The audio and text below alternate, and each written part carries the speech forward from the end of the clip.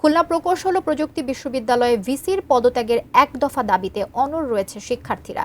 এক দফা দাবিতে দ্বিতীয় দিনেও বিক্ষোভের ডাক দিয়েছে শিক্ষার্থীরা। এই বিষয়ে বিস্তারিত জানাতে কুয়েট ক্যাম্পাস থেকে সরাসরি যুক্ত হচ্ছেন খুলনা বিভাগীয় প্রতিনিধি মোহাম্মদ অসীম। অসীম, প্রশাসনিক ভবনের সামনে থেকে বিক্ষোভ সমাবেশ শুরু হওয়ার কথা রয়েছে, এখন সেখানে কি অবস্থা দেখছেন? কবিতা, দেখুন, ৬টি দফা ছিল কুয়েট বিশ্ববিদ্যালয়ের যে আন্দোলনরত শিক্ষার্থীদের, তাদের সেই দফা কিন্তু শেষ করে এখন এক দফা দাবি, অর্থাৎ ভিসির পদত্যাগ। গতকালকে যে এক দফা ঘোষণা করা হয়েছিল, সেই এক দফা দাবিতে আজও বিক্ষোভের ডাক দিয়েছে শিক্ষার্থীরা। আমি এখন যেখানে আছি, অর্থাৎ কুয়েট ক্যাম্পাসের দুর্বার বাংলার সামনে, এখানে কিন্তু শিক্ষার্থীরা জড়ো হতে শুরু করেছেন।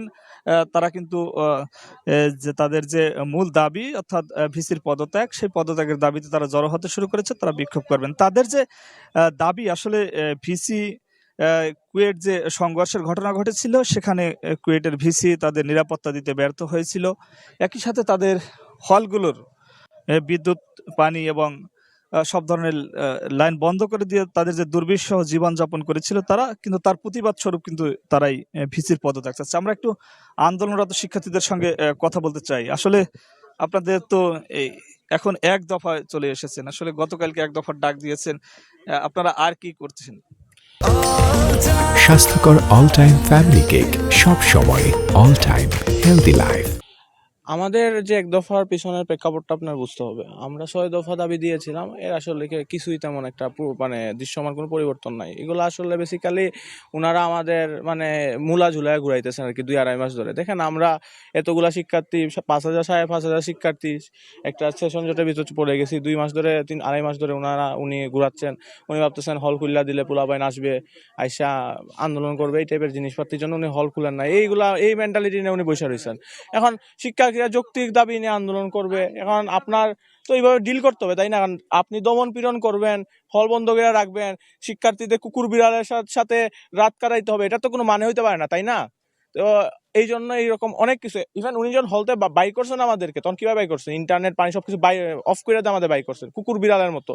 এখানে এসে আমরা ওনারা বলছি, আমাদের মানে আমরা ডিএসডব্লিউ বডির সাথে কথা বলছি, ডিএসডব্লিউ বডি বলছি, বা প্রশাসন বলতে যাদের বোঝাবে, বিভিন্ন ডিপার্টমেন্টের ডিন স্যাররা যারা আছেন, ওনারা বলছে আমাদের হলটা খুলে দেন, আমরা হলে উঠি না। ওনারা হল খুলবেন না। ওনারা যখন আমরা এখানে রাত কাটে বাদ হয়েছি, আমরা সবাই দূর দূরান্ত থেকে আসছি এইরকম।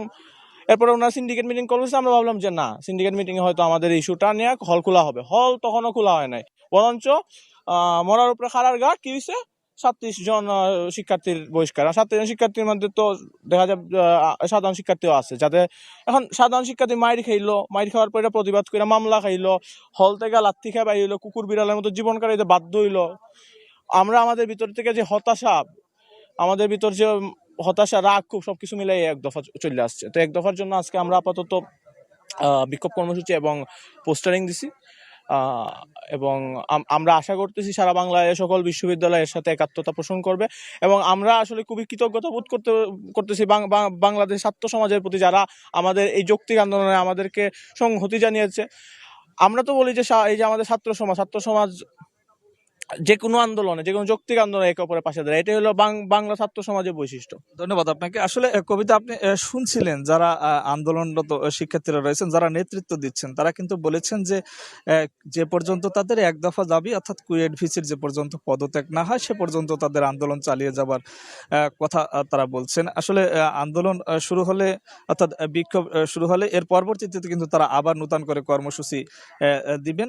তখন হয়তো বা আপনাকে আবার নূতন করে বিস্তারিত জানাতে পারবো আসলে শিক্ষার্থীরা কোন দিকে যায়, তাদের এক দফা দাবি কতটা বাস্তবায়ন হয়, কি হয়। এর পরবর্তী সংবাদে আপনার মাধ্যমে দর্শকদেরকে আবারও শিক্ষার্থীদের কুয়েটের যে আন্দোলন, সে বিষয়ে বিস্তারিত জানাতে পারবো।